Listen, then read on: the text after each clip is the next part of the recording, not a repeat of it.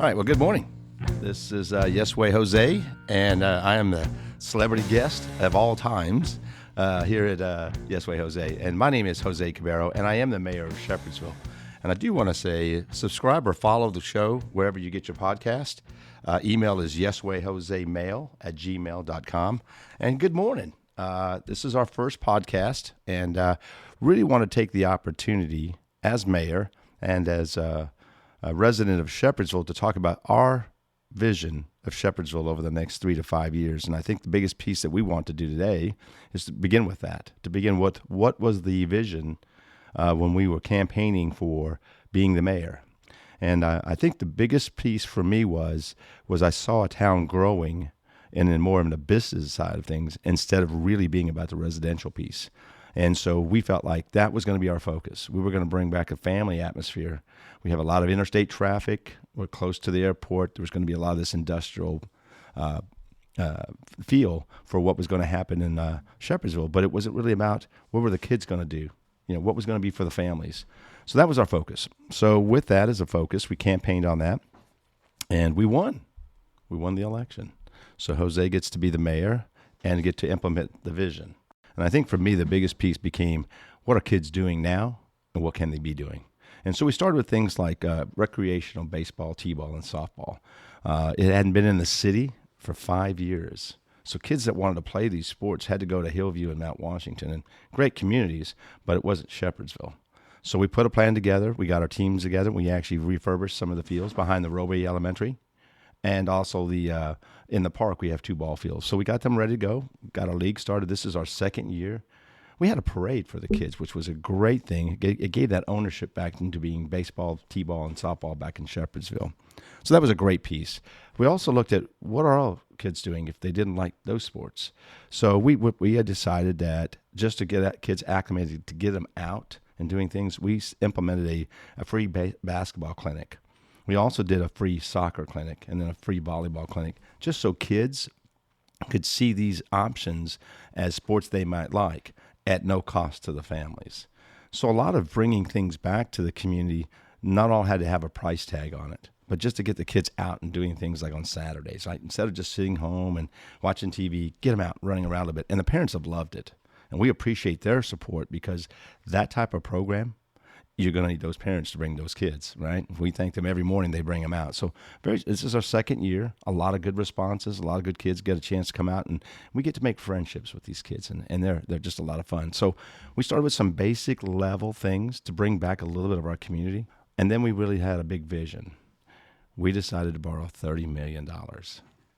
I can tell you I've had a number of conversations with people. A lot of people are very excited, and I get a handful of people go, do you know that that's $30 million? And I thought to myself, I said, yes, I've spent many nights thinking about that $30 million. But I'll tell you, one of the pleasant surprises that people don't really know about Shepherdsville, we're on financial ground, real solid financial ground.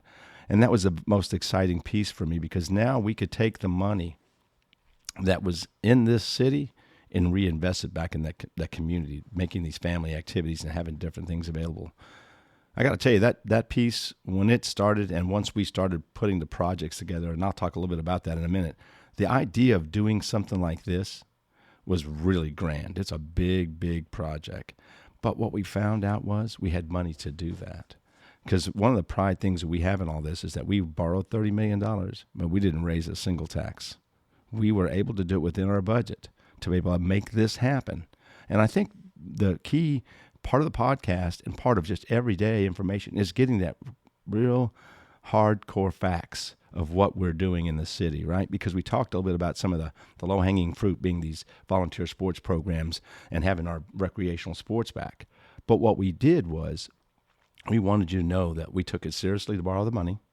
We took it seriously how we were going to manage paying for it. And then the fact is what we were going to do with that money. And we're going to be very transparent. I mean, anybody wants to know every dollar of that $30 million, come see me. And we'll let you know everything because we want people to have a transparency as far as you're borrowing a lot of money. What are you doing with it, right? And we want you to know exactly what we're doing because we took some of that money to begin with. There were property acquisitions that we had to have. And that leads me kind of into the big project. I want to start with the aquatic center. right? Because that's the big project of most of that money is going to be invested in that. And so we had to buy the property. And for everybody listening to this podcast, it is the property across the street on Joe B. Hall from the cart country, right? And so we borrowed the money. We started working on purchasing that property, and now we own the property. And then in the last 6 months, we've actually took it all the way to the ground. And so from a positive standpoint, just taking that building down was a positive for the community, right? So at least now it's an empty lot, getting ready to go. And we are, as we speak on this podcast, we're about 45 days from fencing all of that area in and starting the development of that aquatic center. That aquatic center is going to have the outdoor pool, indoor pool, big slides, it's going to have a splash pad in it. It's going to have great facilities on the inside, indoor pickleball as well as in this facility. So a lot of cool things. We'll talk more about that as we go along, but I wanted people to know we took this very seriously. This is a big project. We've got some other cool things that are coming along with that I'll be talking about here in a minute.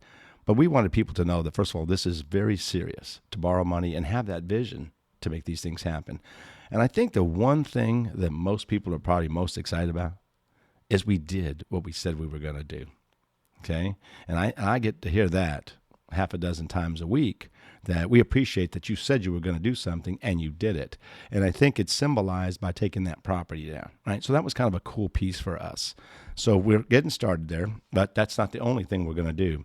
And I want to tell people, while we're doing these type of projects, one of the things that they need to be noticing is, what are we doing with cleaning up the city, right? Right there at Wendy's, we cleared all that out because we want to make a good first impression.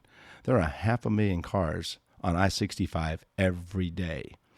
Why not stop in Shepherdsville, grab some lunch, maybe grab some fuel? You do that because you have a place that's pleasant to come in. We cleaned up all around the 65 and 44 interchange, cleaned it up nice. We want to make sure that's our front door. So that's a big piece. So when we talk about all these glamorous projects, we want to make sure people know that we're still building sidewalks. We're still doing drainage problems, right? We're still fixing roads, but those are not the glamorous. The glamorous is obviously the aquatic center. But along with the aquatic center, we've actually got money invested also in developing our park, right? So the park is a big issue with the fact that we've got a playground, and it's got potential. But the fact that we have finances that we can accelerate that to put an all-inclusive playground in there with another splash pad for the kids and pavilions for families to come out and have cookouts in the park at no cost. These are obviously all public services. And that's kind of a neat piece in that. That's going to be on the Frankie Simon side. We're going to have a new entrance. And as we do these podcasts, we'll get more details, more things coming up. We'll try to send some information out. I just wanted to give you kind of surface level of the projects. The other piece in this is we don't have a town square. No town square for Shepherdsville. So if you look at our downtown area, and if you look at the kind of issues that we've had over the years, the flooding, some of the buildings have been damaged and destroyed, we can still make a downtown area. But it includes the town square. So what we're doing, again, another piece of the property acquisitions right there, Joe B. Hall and Buckman. There was a used car dealership there, and we bought that property, and we're actually starting demolition in 2 weeks on that property. We're going to demolish all of that area there. We're going to have a nice entrance to come into the park area. It'll be kind of an archway. Welcome to Shepherdsville City Park. We're going to have a buffalo, a big buffalo, life-size buffalo. You can take pictures on it. We'll let everybody go take their pictures. I'm sure I'll have a picture on the buffalo. But it's about the history. So, again, part of the podcast, we'd like to be able to talk a little bit about our history somewhere on one of our podcasts, give you that symbol. The symbol of the buffalo is a great thing. If you look at our symbol for Shepherdsville, it has a buffalo on it. And also it has a water feature as you come in. There'll be just some, as you walk past that. And then as you get past that, the sidewalks cross. I don't want to get too much into this piece, but the focus is on that, not only to have a town square, but to actually read about the city. Things that you know, right? We're also going to put out information on all these different areas that used to be something else. We're going to take pictures and a little bit of history of the family that owned that property, right? Because you can say, yeah, my grandpa knew their grandpa, right? And so it's kind of a great thing. So we have these town square. We're going to develop the park. We've got this aquatic center. We're cleaning up the city. We're trying to do things that make people take pride back into a town that has a lot of good potential. And I say that not just because of the people. I also say that because of the finances, right? Because we really are talking a lot about the fact that we're able to do this because we've got money. And money helps everything. And for us, it's a great way to get attention. If you look at the atmosphere over the last couple of years, 2 years ago, when you talked about Shepherdsville, wasn't a lot of enthusiasm. But as today, as we speak this morning, I can tell you a lot of people are very excited to be part of Shepherdsville and maybe even wanting to live here. We're getting a lot of conversations because we are investing the money in the city, that we have private investors that are meeting with us, a couple of investors every week that want to talk about, hey, what can we build here? Because we want now, even with what we're doing, we want full service restaurants. We'd like to see better shopping here, a bowling alley, indoor gun range, and really, we'll ask the folks of the city of Shepherdsville, what would you like to see? Another one that always sticks up in my head is the Hobby Lobby type of craft store. They go to E-Town, they go to Jefferson Mall. But I'll tell you, I've seen the wonderful work that some of these folks do in Shepherdsville. We need a place for them here, and it'll be busy. So I think this is what my goal is to have things for our citizens here, but to be able to do most of what you want to do, 3/4, 75% of your life can be done in the city you live in. It really takes ownership. Now, there'll be growth patterns for us, both business and residential, and those are focuses too, right? So we've mentioned all these great projects. We mentioned our day-to-day, activities and, fixing, drainage problems and fixing roads. We want people to know that as we are looking at the residential piece. We are going to grow. People want to be part of a city that has these kind of park, facilities, right? They want to be part of this. It's 5 minutes from your house. So we have a lot of cool stuff going in that area. I just want people to step back for a minute because I think most people, we're all a little bit always worried about change. And I want to spend just a few minutes on that because I think, you have the older population that's been here a long time, has seen the memories of a small town grow. And the first thing I tell everybody is it's really hard to keep a real small town feel when you have a major artery called I-65 running through the middle of your city, right? So that's the first piece I try to tell people is that let's stop. Let's see what we can cherish of our memories of a small town, refurbish the downtown area. And I do want to speak a few minutes about that. So I know we have a ton of things to talk about, but I do want these concerns that I've heard in the last 15 months of being in office. I take them seriously because I do know that people really do cherish the memories of the small town feel. But I think it's right now an opportunity for us to be able to keep some of that, but yet develop it in a way that can still be part of the growing city that Shepherdsville is going to be. So the change is a tough thing. A lot of I'm a creature of habit. Change has to be something I've got to feel for it, but we are actually doing change in an exponential way. I mean, it's like on steroids. If you think about all the projects that we've got set up here and all the things that we're doing, we're having new events in the city. Like we have a Halloween event that raises money for the schools. We're putting on special needs. We're going to have some of these activities we'll talk about as well. But I need people to realize that we are so far behind on what we should be offering our families out here that we're going to get a lot of this done. And so the other piece of this $30 million, when people ask me about that, they say, well, why did you borrow 30? We couldn't just borrow a little at a time. Well, borrowing $30 million, we'll get it done in 3 years. If you borrow it in pieces, it takes 10 to 12 years. And if you're like me and like most residents of Shepherdsville, we've waited too long. It's time now for these things to happen to build a community that we really want. And for me, I think this is the best place. The vision I have is the vision of many. I have a lot of folks that think the same way that I do, that want to see these things. I mean, people are very kind when I see them out in the community. Just tap me on the shoulder and say, great job. We really appreciate that you're wanting to do all this for the city. So change is tough, but it's good change, and it's good for the families. It's for our kids and grandkids and great-grandkids. And we have to think past ourselves sometimes. And as we get older, sometimes, yes, we do want that small town feel. We do. But you know what? It's changing, and I think it's going to change really well for Shepherdsville. We're going to be a place to live. When you're not wanting to be in a big city, come live with us. So that change piece is a big piece, and I think for most people it's been very receptive. But I don't ignore people that are questioning it, or maybe even not wanting it. Trying to sell them on why it's something better than it is bad. Right? There could be concerns. There's a cause and effect. Whenever you do something, especially when you're talking about growing a city from where it is now, what's it going to look like in 5 years, in 10 years? So good stuff there. I think, if you go back into looking at the community piece, we started out with all these big projects, and we talked about the change aspect of it, and we're seeing this kind of progression that's going to be both the services that we offer and a residential piece. But please, for everybody listening to this, we do not ignore the traffic and we do not ignore the water issues. Because, when you talk to anybody, they'll tell you first thing about Shepherdsville, well, that traffic. And it's harder for folks. It's harder for folks to truly understand who's responsible for what roads, how you deal with traffic. We're obviously obligated because we have our major arteries, our state roads. We have no control over those roads. They fix them when they fix them. We communicate when we need them fixed. They determine what happens on those roads. So it's a little tough. I think this will be a great medium to get people to understand some of those. You might get emails. You might get people calling you saying, hey, what about this traffic? What are we going to do about this? This mayor needs to take care of it. Or the railroad tracks. The railroad tracks. CSX, boy, I tell you what, everybody wants to give that little grin there because they're a tough one to work with. But you got to truly understand why. They work on a schedule like a lot of places. Labor and staffing is always schedules get behind, but they don't want anybody touching those railroad tracks because if you do and something happens, that becomes a liability to the city, not only the city, but it would really, the liabilities for something really happen to hurt somebody. So I try to understand that piece. I run over those railroad tracks like everybody else. I get frustrated with it too. So, but I think this is going to be a great opportunity to talk about all these exciting things that we're doing. But we also want it to be, hey, you've got concerns? Let's go this route.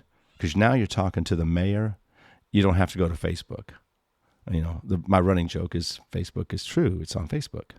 And I know people jest, and I know people want to give their opinions. And, I appreciate people that care, that want to put stuff out. But get facts together might help it a little bit. Or come listen to this podcast. We'll try to answer any of these questions as we take on this podcast program to make sure that we can answer your questions.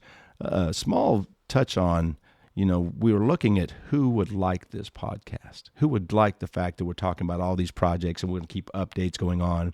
Community service is another way to find out what's going on in the city. We want to make sure that as we go along, we're able to get the heartbeat of what people think in the city, but we want them to give them the factual. My running joke is with the Long John Silvers. I've got to bring this up because there was a lot of speculation as to that the city bought the Long John Silvers. Then we bought the Waffle House. And then we bought the Enterprise. And so I've had to, in different mediums that I've been in, I said, no, we didn't buy any of those. And we're not interested in them. We have what we needed for the aquatic center. But, we hope that people that do purchase that will keep in mind what the aquatic center is and what it can be. And businesses around it can actually, can benefit. How about an ice cream shop real close to that aquatic center, right? You think that place will be busy in the summertime? I think so. So I think this will be a great venue for that. The community service aspect, updates on all the projects, trying to make sure that people have a great way to go to the source. I want this to be their source. If they have a question about anything, please, bring it to us. We're going to make sure we give you an answer that everybody can listen to and say, well, we just heard it from the mayor. If you don't hear it from the mayor, I guess I don't know what else you go from that. You hear it from me, you're going to get a chance to get the answers that you want. But, it's exciting times. Like I said, the change is obviously an aspect for some folks. A lot of folks are excited about it because we've never had anything. Great communities like Mount Washington, E-Town, are good cities that have developed their cities in a way that have actually serviced their families. We're doing that now, and we're going to be just like them, if not better in places. We're going to have an amphitheater in the park. That's going to be a great thing in there. I think for us, this will be a great venue also. We were talking about who we're going to target for the podcast. I want people to know everybody can use this as a resource. You want to go find out something? Hey, go listen to the podcast, put your questions out there. But we really want to make sure that people know that they have a voice in this. Yeah, everybody that knows me knows I like to talk. My favorite hobby is talking. But I think that I want to listen to what people want to add into, we have buildings that are not historic, but if there's some really good memories, let's take what we can from that and put it back into our, into the park. We've got a cool thing that's going on with one of the buildings. It's not a historic building. It's a 2-story building about ready to fall. That's where the town square is going to go. Well, in that building, it's got these real heavy metal pieces. And we're going to pull them out of that building and put them in different places in the park and let you read about what that building was. Because that building has a lot of cool history. And we have a lot of cool pictures, not so cool when it was flooding, but when you go back and look and see what's happened to the city, it's a great thing to remember where we were and where we're going. So for me, this will be a great venue for us. I think for us, we will continue to listen, but we also want to communicate everything that's going on, community services, different projects that we're doing. We've got on the list of things in April. April's already here. Isn't that something? Yeah, 3 months have gone by quickly. But, if you look at April, we've got just something simple as on the 13th, we've got a shred day. If you can bring everything you want to, just bring it here at no cost. We'll take care of that. We as a city offer services. We want to make sure that people know that because your tax dollars are being used for these type of things. I'm really excited about the different events, but I'm also excited about is there a cost to the taxpayer, right? And if we can do that with no cost, that's an exciting time. They'll at least see some investment on that part. They'll see the investments on the big projects. That's actually going to be on the 13th. That's 9 to 11. That's actually here at City Hall at 634 Conestoga Parkway. And I tell people too, if you will, please listen to the podcast. But Amber Odell is my community planner. Just go to Amber Odell's page, man. She's got everything going on. She's a great lady, communicates well. And anything that you'd like to be, out there on social media, we'll put it out there for them. Any type of fundraiser, any type of awareness that they want. So kind of cool. We are actually doing something. We mentioned about the free basketball clinics, soccer clinics, and volleyball. But we decided to do Gaga Ball. Right? We're going to take one day out and just have it because not all kids want to play basketball. Not all kids want to play football or baseball. We just want them to have an opportunity to try Gaga Ball. And for everybody on this podcast who doesn't know what Gaga Ball is, I'll tell you because I didn't know. It's dodgeball for kids, and it's got a different format. I encourage you to Google it, and you'll get an understanding of exactly what it is. But it's, again, another activity for kids to have here at City Hall. So we're excited about that. We're also on the same day, later in the day, in the gym, we're actually having a special needs, basically a 6-week camp. So these kids get the same opportunities to enjoy some of the activities at no cost to the parents. Just bring your kids. We're going to have it set up here. It starts on the 20th as well. And people, I would like them to understand, in our community, in the county, we have over 1,000 special needs children. And I think for people to know that there are a lot of families being touched by that. So it's a great opportunity for us. We've got the facilities to do it, so we want to make that happen. On the 27th, this will be a fun thing for a lot of adults, the Whiskey, Wine, and Ale. It's going to be out here in the park. We're going to have music, we're going to have a lot of things. It's a partnership with the tourism, Bullitt County Tourism, in the conference center. And what we want to do is we, again, are going to have activities all year long that there are no cost to get in, but obviously we have our 2 food truck invasions coming up. We're going to have our city fair, which the city fair is actually a little further in some of the activities. But this Whiskey, Wine, and Ale is going to be on a 3 to 8 on the 27th. There's like I think a $10 for sampling if you want to try some of the different. But everything else, we're going to have music. We're going to have other things out there. The people can enjoy being in the park. So it's going to be a fun time for us. We have Shakespeare in the park. Obviously, we're going to have it now as we have it, right? We're going to enjoy that. We have a pavilion now. But once that amphitheater is available, we're going to be allowing that for free concerts. We're going to be allowing it for free putting on plays and anything they want to do during the summertime. We're excited about that. So, again, you have a venue that the taxpayers paid for that they can all utilize. So we're excited about that because, again, the cost factor, anytime we don't have to have a cost, I think people will be excited about that, right? And they can enjoy some time in the park with their families. We got the May 11th. It's the first one of the year, the Color Walk with the mayor.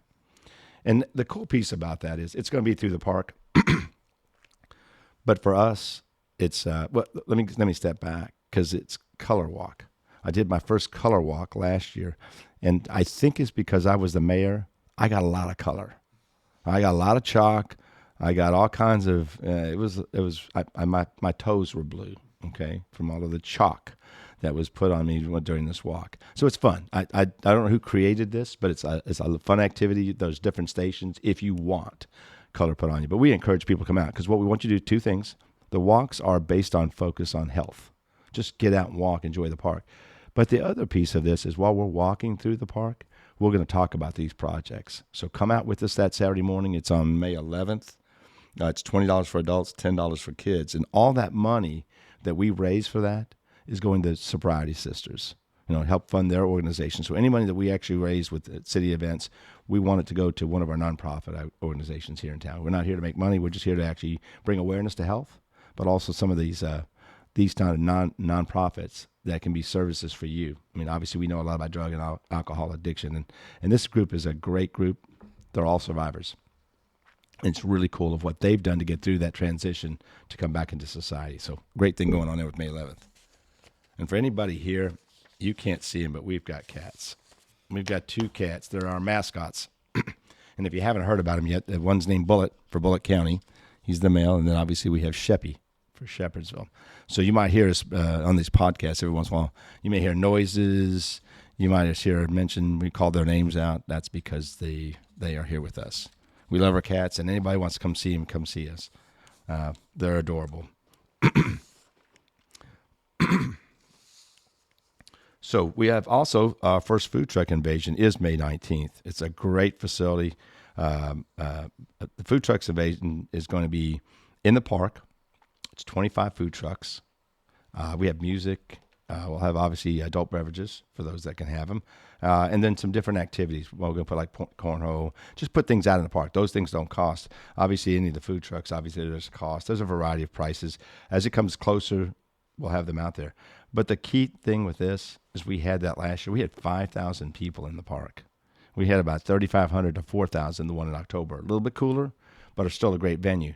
We want to take this podcast, as we talked earlier about what are the things we want to do. We want to be informative, but we want to hear from you. What kind of food trucks would you like to have? When the amphitheater is built, what kind of music do you want to see out there? So we want to hear from you guys on this podcast. Any type of music, My wife loves Elvis, and so we'd love to hear if you get an Elvis impersonator, have him play there. I think people would come out and have a good time with it. So we're trying to do things in the park that obviously it's a great place to be. Weather's always great, and we always order good weather for these food truck invasions. Just I got an inside track. Then obviously we started in the late part of June. We have a volleyball. We're gonna have volleyball clinics for kids that really want to see if that's even what you want to do. And the key in these clinics is that it's free. So a lot of times parents, the child will say, "I want to do that," and then spend a couple $100 to get you started. And then they go, "I don't want to do that." So we want kids to at least find out if it's something they like.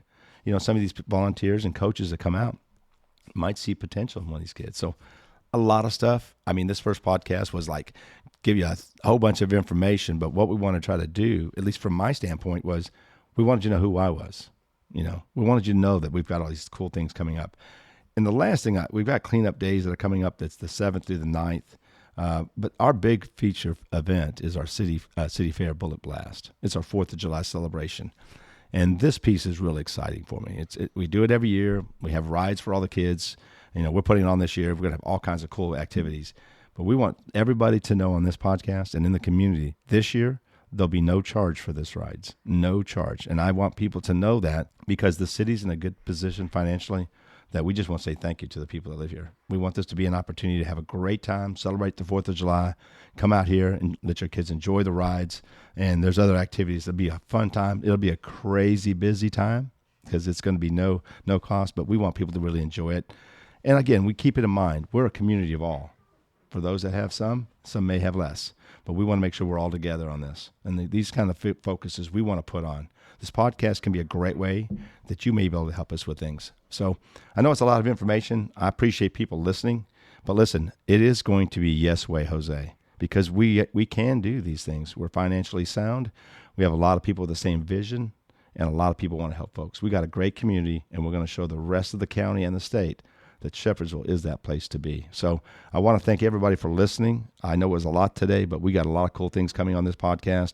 We'll have different guests. We always tell you to make sure wherever you subscribe or follow, wherever we see the show, get your podcast, because we want you to listen and see what you like about this. But also the email address is yeswayjosemail@gmail.com. And the thing for me in this, I appreciate the opportunity to have another venue to talk. So I want to tell Travis and Eli, thank you. This is going to be a great way to start. I hope this is something that you guys can enjoy. But please, this only gets better because you like it. Please let us know what you need. And thank you for your time this morning.